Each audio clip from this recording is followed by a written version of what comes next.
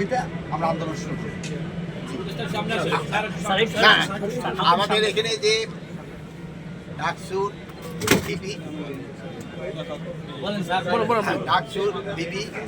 আমাদের যে ছোট ভাই কায়েম যে কথা বলছে তার প্রতিটা দাবি যৌক্তিক। আমরা এই দাবিগুলি এর আগেও আমরা কিছু কিছু আপনাদের সামনে বলছি যে আমরা এখানে গতকালকে মিটিংয়ের পরে বলেছি যে এইগুলি আমাদের আরও বেগবান করতে হবে এবং তাদের এই যৌক্তিক দাবিগুলি আমরা অবশ্যই করব। এবং এই আরেকটা জিনিস হলো আমাদের ওসমান ভাই এখন যে অসুস্থ, আপনারা তার জন্য একটু দোয়া করুন, ওই যেন যেন আবার সুস্থ হয়ে আমাদের মাঝে ফিরে আসতে পারে। এই জন্য আমি আপনাদের সবাই দোয়া কামনা করি। আমরা পরে কথা বলে আমরা